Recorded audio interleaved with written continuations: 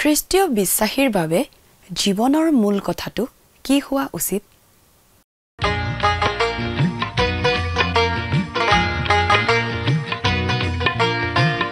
আজিৰে পবিত্ৰ ক্ষণতে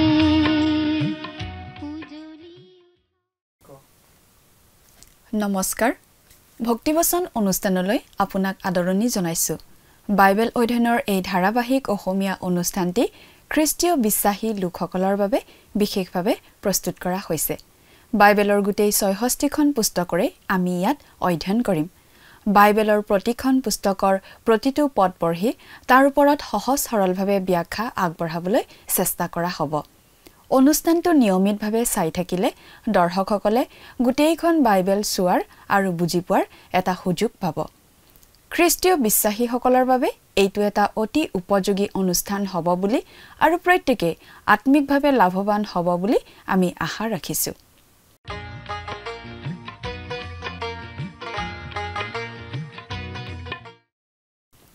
প্ৰিয় দৰ্শক, আমাৰ আগৰটো অনুষ্ঠান যদি আপুনি চাইছিল তেনেহ'লে আপোনাৰ নিশ্চয় মনত আছে, আগৰ অনুষ্ঠানত বাইবেলৰ এখন পুস্তকৰ অধ্যয়ন আৰম্ভ কৰিছিলোঁ।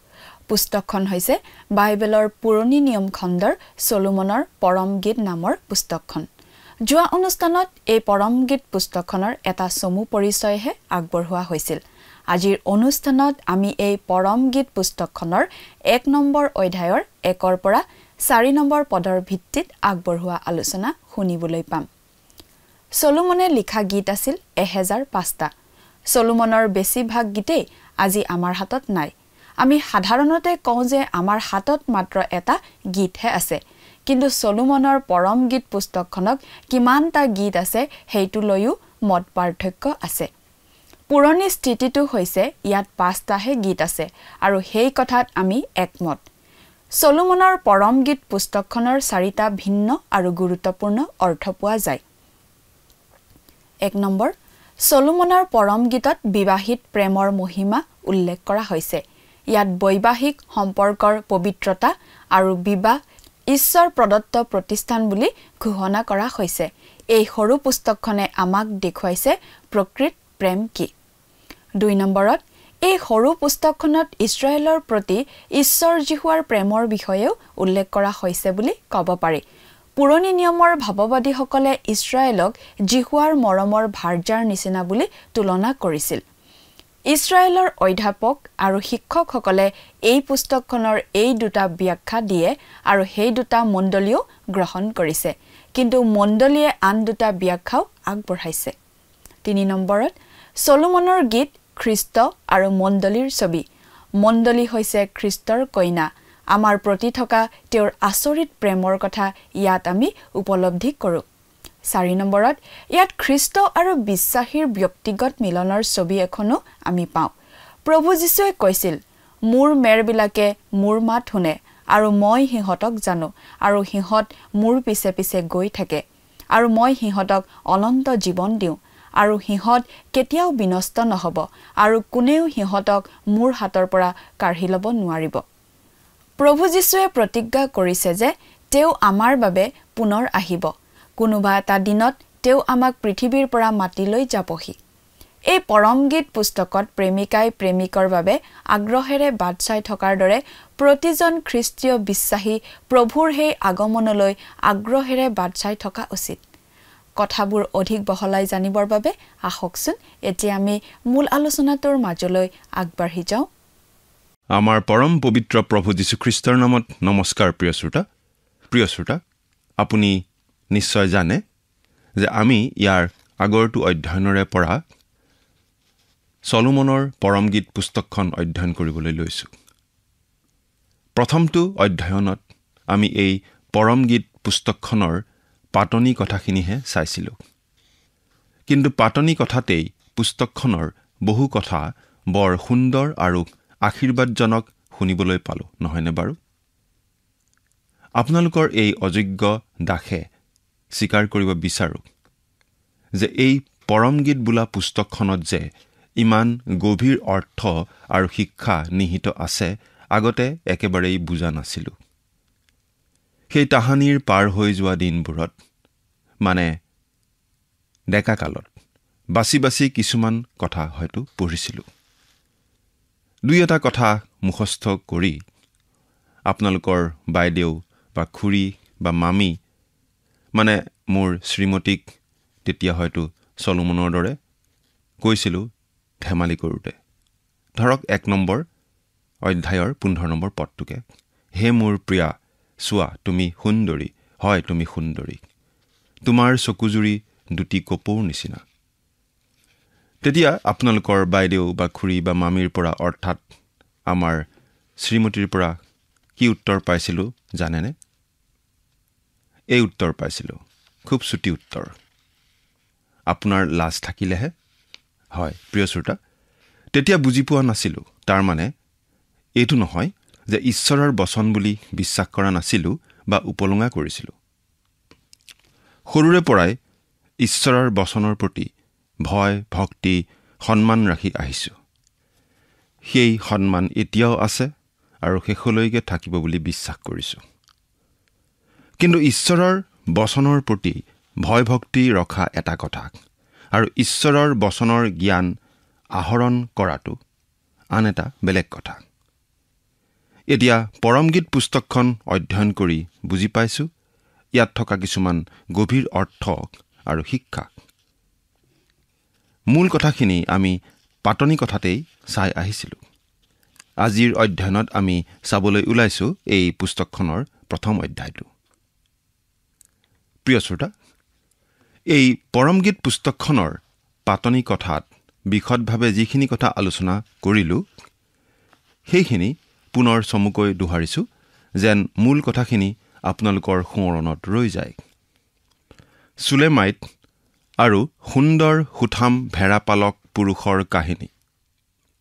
পাহাৰ কাষৰীয়া গাঁৱৰ কঠোৰ পৰিশ্ৰমী ভনী আছিল চুলেমাইট।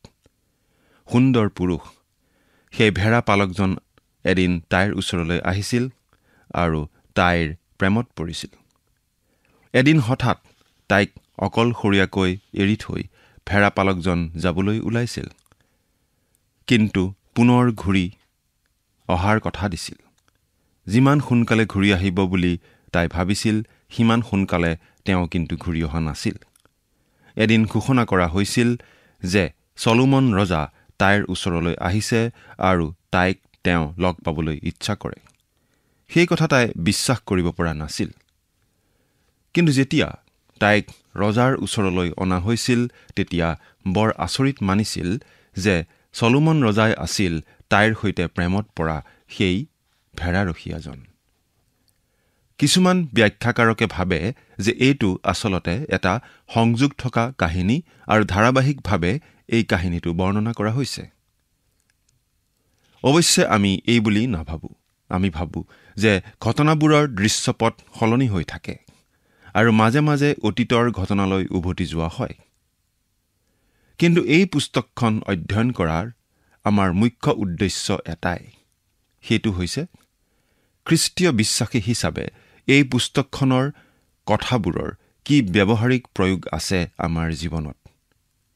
আচলতে এই পুস্তকখনত প্ৰভু যীশু আৰু খ্ৰীষ্টীয় বিশ্বাসীৰ মাজত যি অতুলনীয় প্ৰেম আছে সেই প্ৰেমৰ বৰ্ণনা আৰু মাহাত্ম্য আমি পাওঁ। সেই কথাটো মনত ৰাখিয়েই আমি এই পুস্তকখন অধ্যয়ন কৰা উচিত। এতিয়া আমি পুস্তকখন অধ্যয়ন কৰিবলৈ আগবাঢ়োঁ। প্ৰথম অধ্যায়ৰ পৰা চাওঁ হওক। প্ৰিয় শ্ৰোতা, এটা কথা আপুনি আমাৰ অসমীয়া বাইবেলত মন কৰিছেনে যে পৰমগীত পুস্তকৰ 1 নম্বৰ অধ্যায়ৰ 1 নম্বৰ পদটো নাই? কিয় নাজানো, বাইবেল অনুবাদকসকলৰ মহিমা বুজাই টান। কিন্তু 1 নম্বৰ অধ্যায়ৰ 1 নম্বৰ পদটো ইংৰাজীত এইদৰে আছে, গীতসমূহৰ গীত, চলোমনৰ গীত।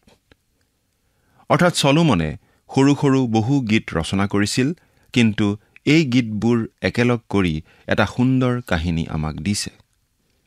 তেওঁৰ নিজৰ মানুহক কথা ক'বলৈ ঈশ্বৰে এই প্ৰণালী ব্যৱহাৰ কৰিছে।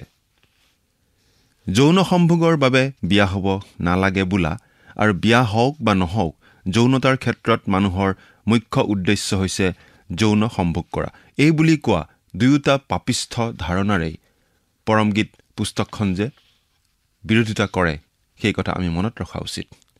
এই পৰম গীত হৈছে বৈবাহিক জীৱনৰ এটা অতি সুন্দৰ প্ৰেমৰ গীত। এই প্ৰথম গীতটোত আমি দৰা আৰু কইনাক এটা সুন্দৰ মনোমোহা সম্বন্ধত দেখা পাওঁ।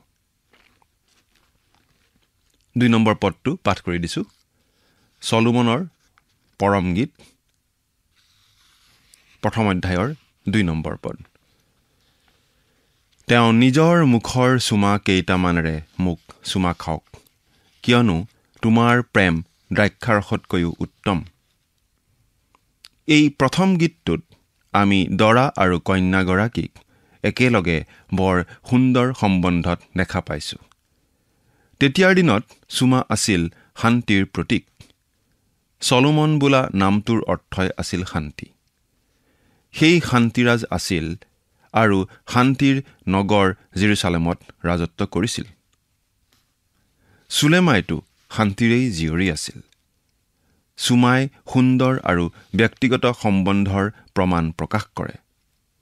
তেনেকুৱা সম্বন্ধ প্ৰভু যীশু আৰু বিশ্বাসকাৰীসকলৰ মাজতো থাকিব লাগে, কাৰণ তেনে সম্বন্ধত থাকিলে প্ৰভুৱে তেওঁৰ বচনৰ জৰিয়তে তেওঁ আমাক ক'বলগীয়া সকলো কথা ক'ব পাৰে। ব্যক্তিগত আৰু সুন্দৰ সম্বন্ধ নাথাকিলে যেনেকৈ কোনেও কাকো চুমা দিব নোৱাৰে, তেনেকৈ প্ৰভুৰে সৈতে আমাৰো সুন্দৰ আৰু সুস্থ সম্বন্ধ নাথাকিলে তেওঁৰ বচনৰ যোগেদি তেওঁ আমাক একো ক'ব নোৱাৰে। কিয় জানেনে? তেওঁৰে সৈতে আমাৰ সুস্থ সম্বন্ধ নাথাকিলে আমি তেওঁৰ বচন ধ্যান অধ্যয়ন নকৰিম, আৰু তেওঁৰ বচন আমি ধ্যান অধ্যয়ন নকৰিলে আমি তেওঁৰ মাত শুনা নাপাম। কাৰণ তেওঁ সদায়েই তেওঁৰ বচনৰ জৰিয়তেই কথা কয়। আমি আগতেই কৈ আহিছোঁ যে তেতিয়াৰ দিনত চুমা সানি দিয়া মানে শান্তিৰ অংগীকাৰ কৰাক বুজাইছিল। সেইকাৰণেই চুলেমাইতে তাইৰ প্ৰিয়ৰ পৰা ইমানকৈ চুমা আশা কৰিছিল। আমাৰ সময়ত এতিয়া প্ৰভুৱে আমাক শান্তিদান কৰে তেওঁৰ বচনৰ জৰিয়তে। তেওঁৰ বচন অধ্যয়ন কৰি তেওঁৰ শান্তি আমি আমাৰ অন্তৰত লাভ কৰিব পাৰিম। মানুহৰ অন্তৰত শান্তিদান কৰাজন কেৱল প্ৰভু যীশুহে, আন কোনো হ'ব নোৱাৰে। হয়, কেৱল প্ৰভু যীশুৱেহে আমাৰ কাণত শান্তিৰ বাণী ফুচফুচাব পাৰে, অন্তৰত শান্তিদান কৰিব পাৰে। সেয়ে এগৰাকী বিখ্যাত পণ্ডিতে লিখি গৈছে, মুচি আৰু ভাৱবাদীসকল আহিল, হাৰুণ আৰু পুৰোহিতসকল আহিল, দাউদ আৰু ৰজাসকল আহিল। এতিয়া তেওঁ নিজে স্বয়ং আহক, যিজন সত্য ভাৱবাদী, পুৰোহিত আৰু ৰজা। খ্ৰীষ্টৰ সম্পূৰ্ণ সান্নিধ্যত আন এগৰাকী ভক্তয়ো এনেদৰে কৈছিল, মই মুচিৰ কথালৈ কাণ নাপাতো, কাৰণ তেওঁ বৰ লাহেকৈ কয়। যিচয়ালৈকো কাণ নাপাতো, কাৰণ তেওঁ অসুচি ওঠৰ মানুহ।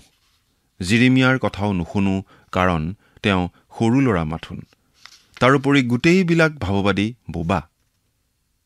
কিন্তু তেওঁৱেই কওক, যিজনৰ বিষয়ে তেওঁলোক সকলোৱেই কয়। হয় প্ৰিয় শ্ৰোতা, পৰিত্ৰাতা প্ৰভু যীশুখ্ৰীষ্টৰ বাহিৰে শান্তিৰ কথা কোনেও আমাৰ অন্তৰত প্ৰৱেশ কৰাকৈ ক'ব নোৱাৰে। তেওঁৰ নিজৰ মুখেৰে আমাৰ গালত চুমা বোলাই দিয়ক, সেয়াই আমাৰ আত্মাৰ কামনা হোৱা উচিত।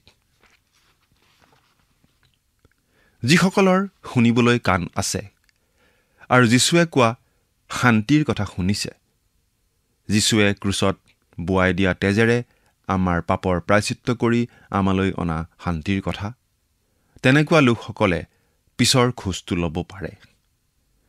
যদিহে আপুনি খ্ৰীষ্টৰ জৰিয়তে পাপৰ প্ৰায়চিত্ত লাভ কৰি পিতৃ ঈশ্বৰৰ সৈতে আপোনাৰ মিলন হৈছে, তেতিয়াহ'লে আপোনাক তেওঁ সেই মৰমৰ পবিত্ৰ চুমা দিব। এই চুমাই হৈছে খ্ৰীষ্ট আৰু তেওঁৰ বিশ্বাসীৰ মাজত বিবাহৰ বন্দোবস্তৰ মোহৰ বা আগধনৰ নিচিনা কথা। পশ্চিমীয়া দেশত আৰু আমাৰো খ্ৰীষ্টীয় সমাজত দৰা কইনাৰ বিবাহৰ অন্তত এনেকুৱা পবিত্ৰ চুমা এটা দিয়াৰ নিয়ম আছে। সেই পবিত্ৰ চুমাই বিবাহ সম্পন্ন হোৱা কথাটোৰ সাক্ষ্য দিয়ে। মুক্তি কাৰ্যত প্ৰভু যীশুৱে আমাক কেৱল পৰিত্ৰাণেই নিদিয়ে, লগতে তেওঁ আমাক স্বাধীনতাও দিয়ে। আমি বাইবেলত এনেদৰে পঢ়িবলৈ পাওঁ, যোহনে লিখা শুভবাৰ্তা 8 নম্বৰ অধ্যায়ৰ 36 নম্বৰ পদত এনেদৰে পাওঁ, এই কাৰণে পুত্ৰই যদি তোমালোকক মুক্ত কৰে, তেন্তে তোমালোক নিশ্চয় মুক্ত হ'বা। প্ৰিয় শ্ৰোতা, এই স্বাধীনতানো কেনেকুৱা স্বাধীনতা বাৰু? এইটো এনেকুৱা স্বাধীনতা যে আপুনি খোলাখুলিভাৱে প্ৰভু যীশুৰ আগলৈ আগবাঢ়ি গৈ ক'ব পাৰে, মই মোৰ শৰীৰ এটা জীৱিত বলি হিচাপে তোমাৰ হাতত সমৰ্পণ কৰিছোঁ।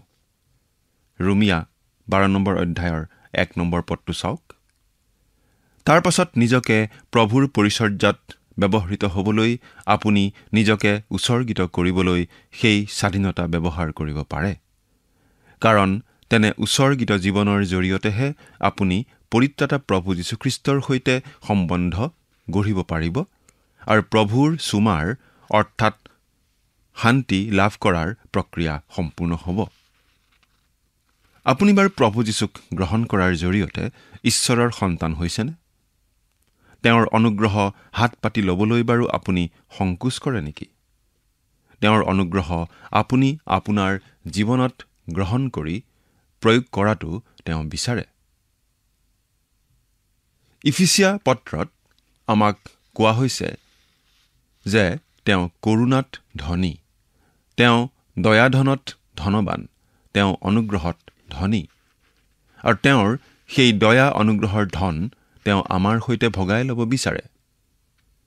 এই বিষয়ে আপুনি কি অনুভৱ কৰে আমি ক'ব নোৱাৰোঁ, কিন্তু আপোনালোকৰ এই অযোগ্য দাসে হ'লে ক'ব পাৰোঁ যে মোক তেওঁৰ অনুগ্ৰহৰ প্ৰয়োজন, অতিকে প্ৰয়োজন। মথিয়ে লিখা শুভবাৰ্তা 11 নম্বৰ অধ্যায়ৰ 28 নম্বৰ পদত প্ৰভু যীশুৱে এইদৰে আমাক আহ্বান জনাইছে, হে পৰিশ্ৰান্ত আৰু ভাৰাক্ৰান্ত লোকসকল, মোৰ ওচৰলৈ আহা, মই তোমালোকক জিৰণি দিম। এই বুলি প্ৰভু যীশুৱে আমাক আহ্বান জনাই আছে। এই জিৰণি, এই বিশ্ৰাম, প্ৰকৃত বিশ্ৰাম, এইটো কেৱল বিশ্ৰামবাৰৰ দিনৰ এদিনীয়া বিশ্ৰাম নহয়, ই সপ্তাহৰ গোটেই 7 দিনতেই উপভোগ কৰিব পৰা বিশ্ৰাম। এই বিশ্ৰাম হৈছে তেওঁ আমাৰ বাবে সম্পন্ন কৰি যোৱা মুক্তিৰ বিশ্ৰাম। তাৰ পাছত প্ৰভু যীশুৱে কৈছে, মই নম্ৰ আৰু কোমল চিত্তৰ মানুহ, এই হেতুকে তোমালোকৰ ওপৰত মোৰ জুঁৱলি লোৱা আৰু মোৰ পৰা শিক্ষা লোৱা, তাতে তোমালোকে নিজৰ নিজৰ মনত জিৰণি পাবা, কিয়নো মোৰ জুঁৱলি সুসহ্য আৰু ভাৰো লঘু। মথি 11 অধ্যায় 29 আৰু 30 পদ। তেওঁৰ সৈতে জুঁৱলিৰ একেলগে বন্ধনত বন্ধা হোৱাটো এটা সুন্দৰ গৌৰৱময় অভিজ্ঞতা, এটা মধুৰ সম্বন্ধ, আৰু আপোনাৰ মোৰ ভাৰ তেওঁৱেই কঢ়িয়ায়। তাৰ পাছত আকৌ পদটোত কোৱা হৈছে, কিয়নো তোমাৰ প্ৰেম দ্ৰাক্ষাৰসতকৈ উত্তম। প্ৰিয় শ্ৰোতা, তেতিয়াৰ দিনত দ্ৰাক্ষাৰসৰ আদৰ আৰু ব্যৱহাৰ সকলোৰে ওপৰত আছিল। সকলো উত্তম ধৰণৰ ভোজত দ্ৰাক্ষাৰসেই 1 নম্বৰ খাদ্য সম্ভাৰ আছিল। ই আছিল শাৰীৰিক উপলব্ধি আৰু মানসিক আনন্দৰ আহাৰ।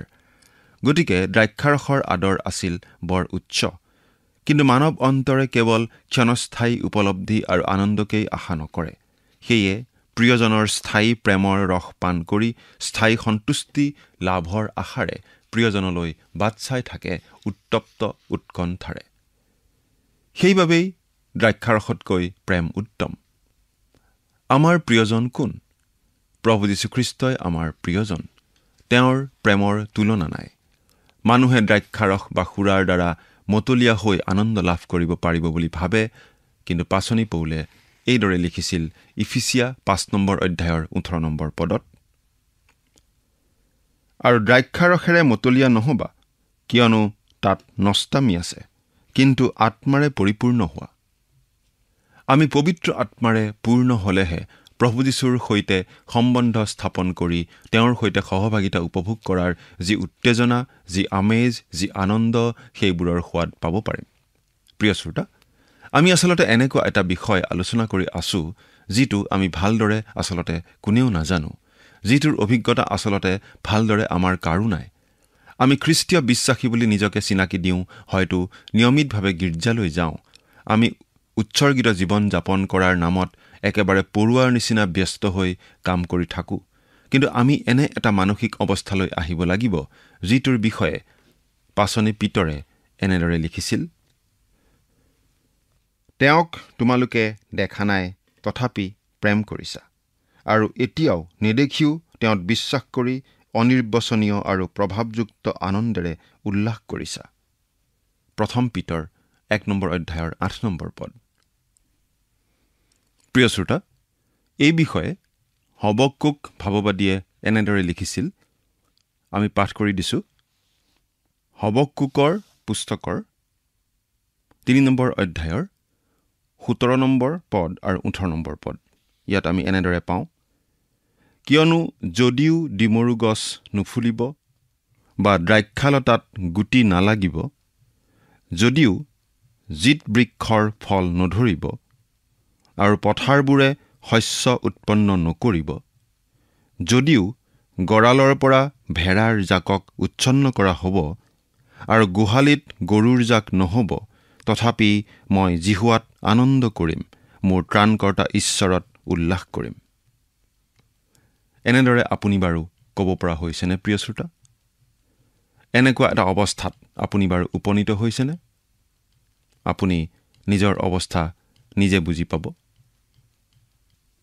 আমি সকলো জানিম, প্ৰভুৰ প্ৰেম যদি আমাৰ থাকে, আমাৰ সকলো থাকিব। প্ৰভু যীশুৰ প্ৰেমৰ বন্ধনত আপুনি সোমাইছেনে?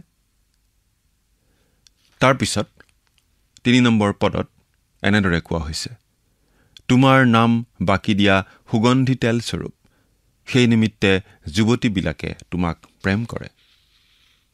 য'ত যীশুৰ নাম, তাতেই পাপীৰ সুগন্ধিযুক্ত নতুন জীৱন।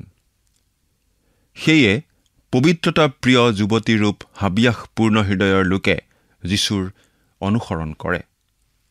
4 নম্বৰ পদত আমি এনেদৰে পাওঁ, মোক লৈ যোৱাহি। মোক লৈ যোৱাহি, কাৰণ মই নিজে যাব নোৱাৰোঁ কাৰণ তোমাৰ ওচৰলৈ যাবলৈ তুমি বহু উচ্চ স্থানৰ। প্ৰিয় শ্ৰোতা, তেওঁৰে সৈতে সহভাগিতা ৰাখিবলৈ, মোৰ প্ৰাণৰ প্ৰিয়জনৰ সান্নিধ্য পাবলৈ মই নিজে যাব নোৱাৰোঁ। সেয়ে মোৰ প্ৰাৰ্থনা হ'ব লাগিব, মোক লৈ যোৱাহি। মোক লৈ যোৱাৰ ক্ষমতা আৰু শক্তি তেওঁৰহে আছে। আকৌ পাওঁ, ৰজাই নিজৰ অন্তঃপুৰলৈ আনিলে। সেই অন্তঃপুৰনো কি বাৰু? সেই অন্তঃপুৰ প্ৰভুৰ উপস্থিতিৰ গোপন স্থান, ঈশ্বৰৰ আৱাসৰ অতি পবিত্ৰ স্থানৰ নিচিনা স্থান। প্ৰিয় শ্ৰোতা, সেইকাৰণেই মই কোনটো খ্ৰীষ্টীয় সম্প্ৰদায়ত আছোঁ বা মই কোনখন মণ্ডলীৰ হওঁ, সেইটো ডাঙৰ কথা নহয়। ডাঙৰ কথাটো হৈছে, মই প্ৰভুৰ অন্তঃপুৰত, তেওঁৰ উপস্থিতিৰ গোপন স্থানত বা অতি পবিত্ৰ স্থানত আছোনে? আপুনি বাৰু ক'ত আছে? চিন্তা কৰি চাওকচোন। ঈশ্বৰে আপোনাক আশীৰ্বাদ কৰক। আমেন।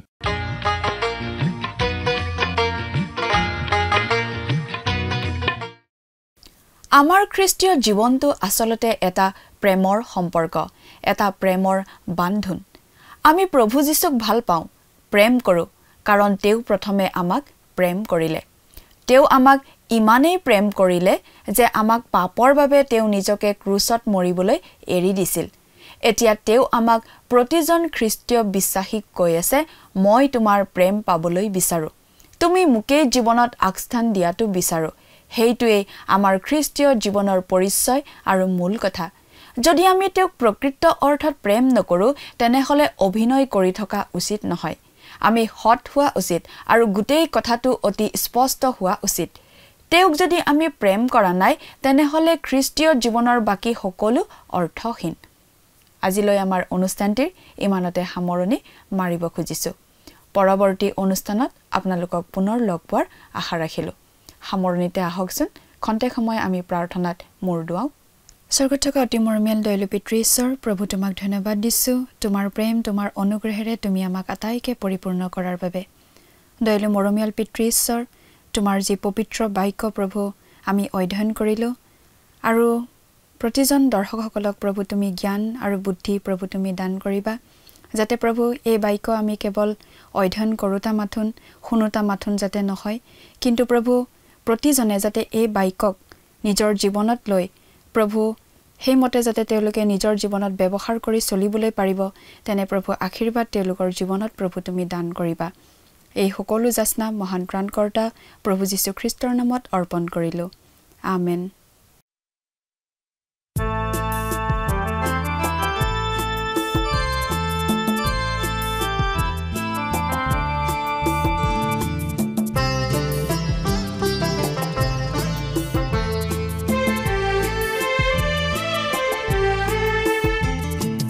এই জীৱনৰে বাট মন পিছলোৱা ঘাট কপিছে হিয়া যদি খোজতে পৰিছে জ্যোতি এন্ধাৰ কেঁকুৰি বাট ভাৱনা এৰিছে মতি এই জীৱনৰে বাট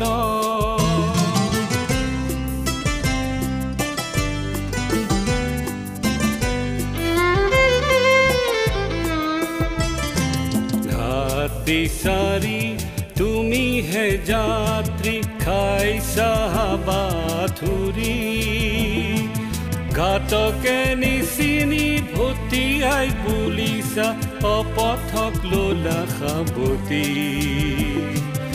অপথক লোলা সাৱতী বাটৰ পোহৰ প্ৰভু যীশুহে তেওঁহে জীৱনৰ জ্যোতি এই জীৱনৰে বাট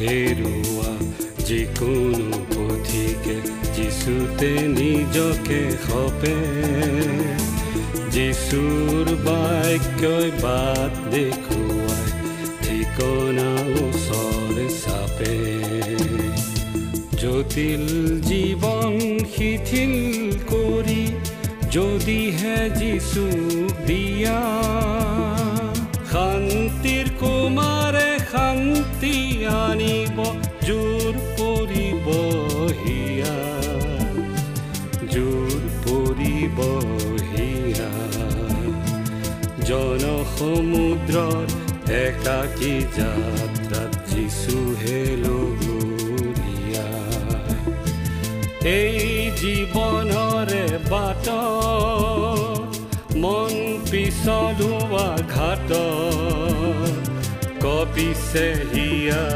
যদি খোজতে পৰিছে জ্যোতি এন্ধাৰ কেঁকুৰি বাট ভাৱনা এৰিছে মতি এই জীৱনৰে বাট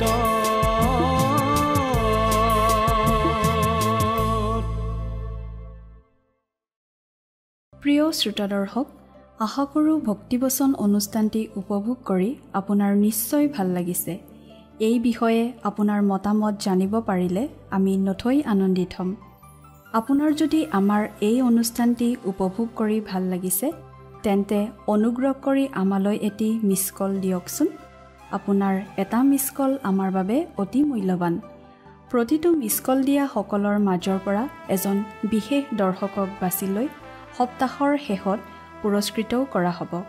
মিছ কল দিয়া নম্বৰটো হৈছে 04449081 আপোনাৰ যদি কিবা প্ৰাৰ্থনাৰ বিষয় থাকে বা অধিক জানিবলৈ ইচ্ছা কৰে, তেন্তে টেলিফোনৰ মাধ্যমেৰেও আমাক যোগাযোগ কৰিব পাৰে। আমাৰ টেলিফোন নম্বৰটো হৈছে 7429840242। আপুনি আমালৈ ইমেইল অথবা পত্ৰযোগেও যোগাযোগ কৰিব পাৰে। তাৰ বাবে আমাৰ ইমেইল আইডি আৰু পোষ্টেল এড্ৰেছটো টিভি পৰ্দাত চাই লওকচোন। পুনৰ লগ পোৱাৰ আশাৰে আজিলৈ ইমানতে সামৰিছোঁ। ঈশ্বৰে আপোনাক আশীৰ্বাদ কৰক। ধন্যবাদ।